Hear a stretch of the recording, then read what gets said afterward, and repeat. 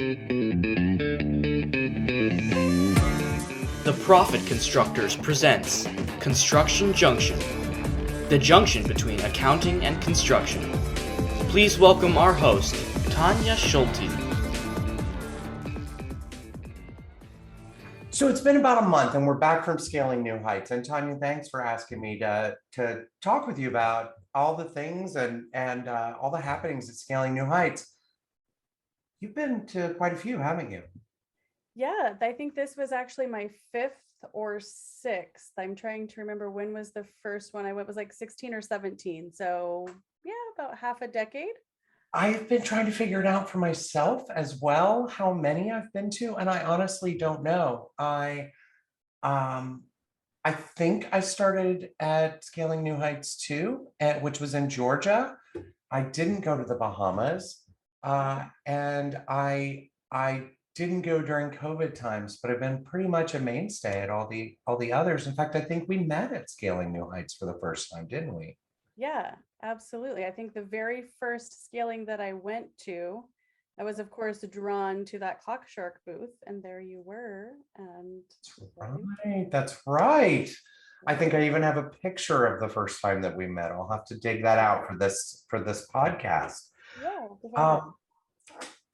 So what are your favorite memories of Scaling New Heights? It's hard to have like just one, right? I think for sure one that always stands out to me is from that first Scaling New Heights. That was Joe Woodard could probably tell us which year this was. It was the year of the Yeti. So it was a lot going on. I'm thinking 17, but I could be wrong. Could be 16. Anyway, They blend for me.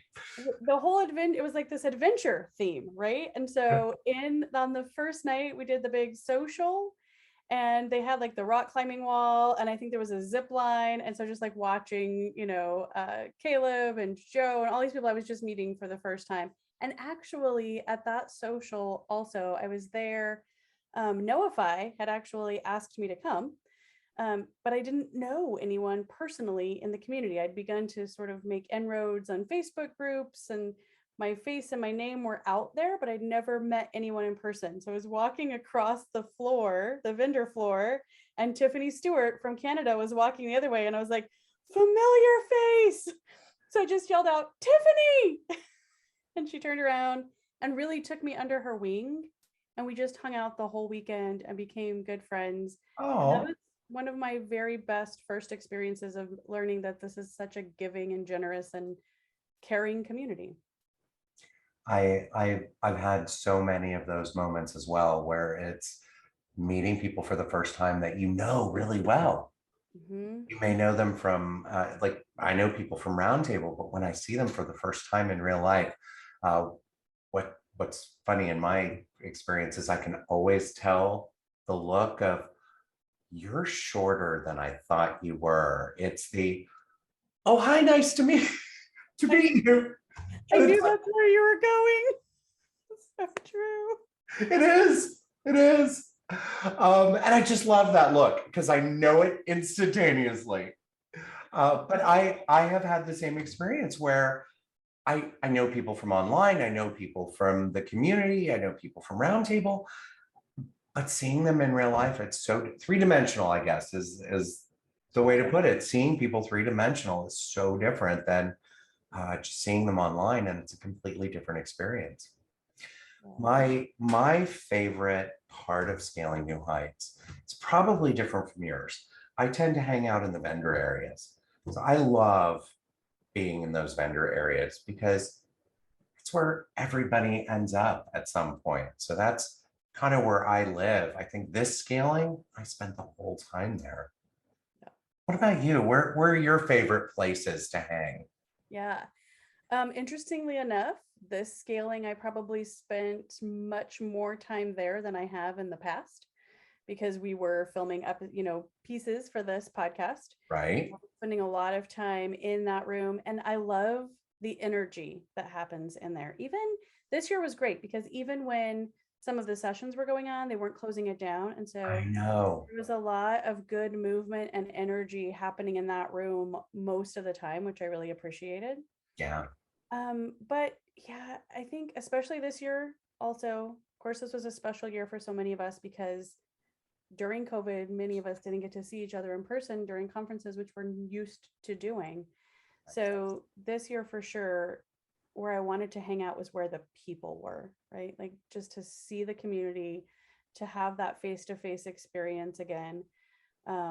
Yeah, just any place where the people were warmed my heart this year for sure. And that's always been one of my favorite things about scaling new heights is getting together with the community, having some time to just sit down around a table and have a couple drinks with people you haven't seen maybe, and in this case sometimes 2 years, maybe 2.5 years, and just really reconnect and find that similarity again. I I can't agree more. I love being that where people are, um, because it's invigorating. You Mhm. know, I must have walked past you 100 times, and every time I walked past you, it was either a wink, a nod, a nudge, or a hug. Yeah. And you get that from all the people that you see all the time. It's really wonderful. It's also a great way to catch up with people that you're sort of acquainted with, but you want to get to know more. I mean, I met my closest friend, Stacy Kildall. I met her at Scaling New Heights for the very first time. I'll never forget it. It was in Las Vegas, and it was after midnight, and it was at a poker table I bet. where I met her. Yeah, it's a great experience. I Um, love that. so this year though, specifically, did you have any favorite moments? This year specifically, I have to say again, because of that feeling like we were had been apart for so long, um, having those times where I could just sit. Like I remember one time I just was walking past one of the lounges. I was trying to think the name, the word lounge.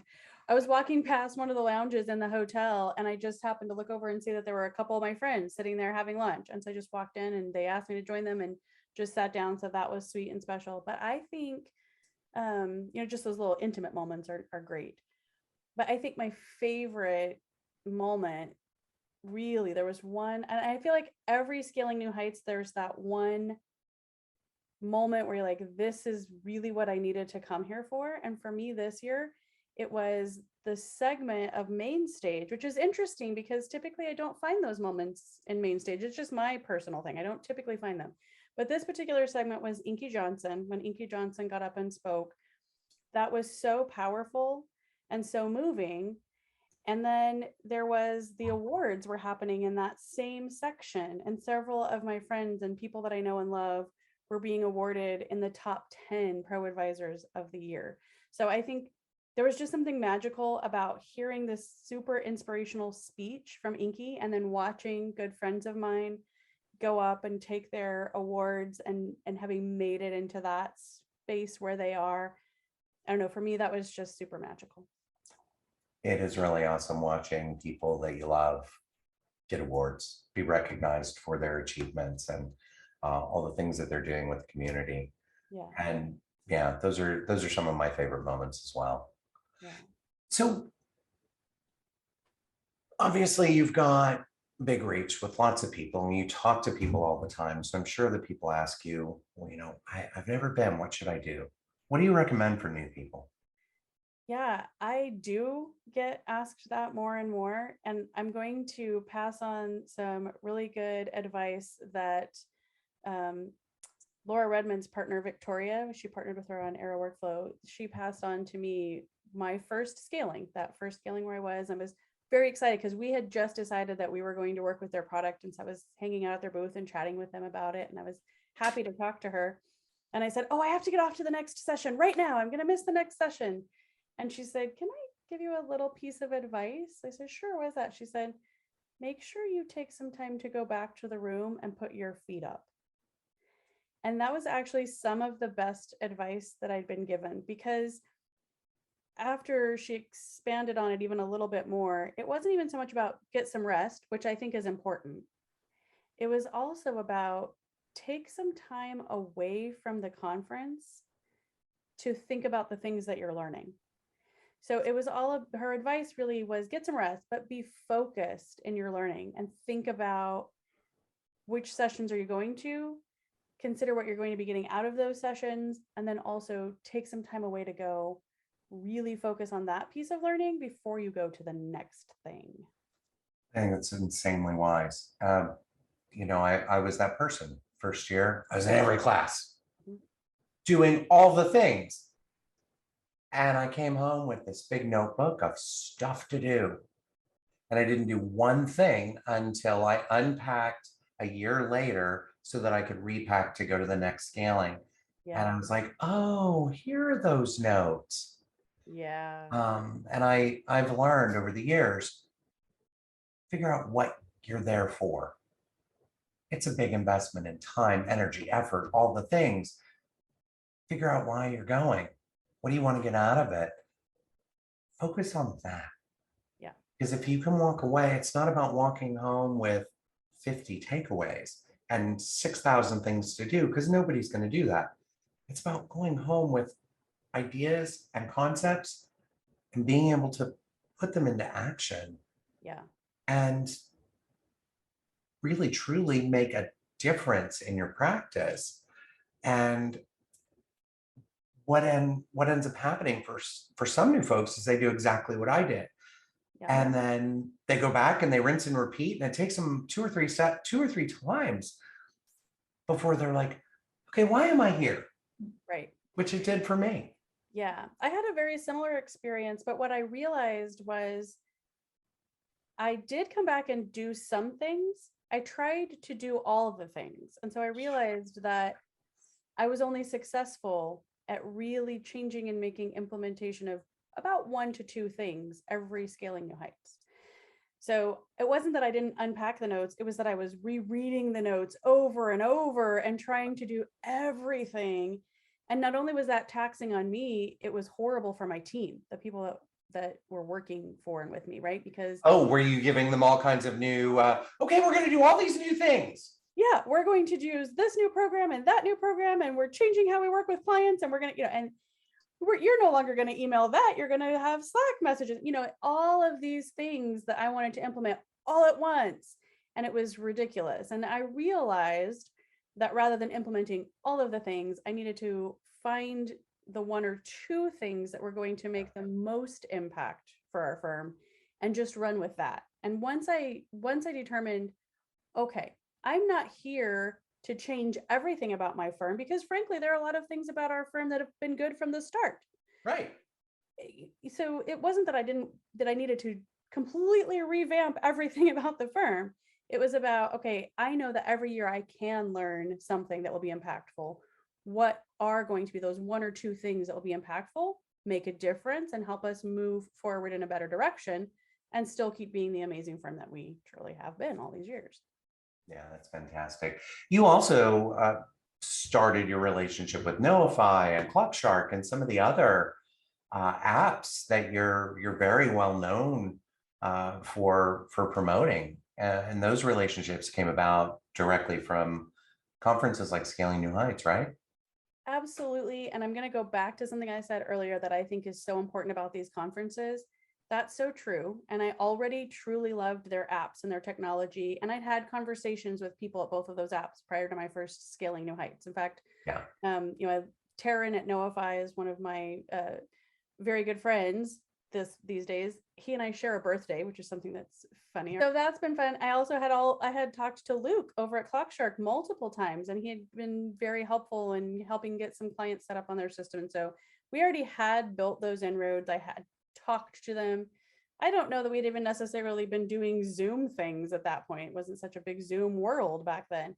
Yeah. Maybe we hadn't, but getting to that first Scaling New Heights and meeting those people in person is really, I think, what solidified the relationship I've been able to build with those apps.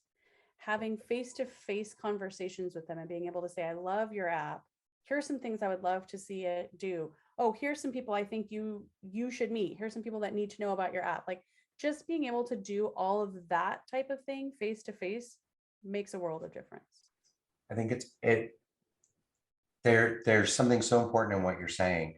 you're also developing a relationship with a human at that app, knowing that if you ever need them, you can reach out and go, hey, Luke, need some help.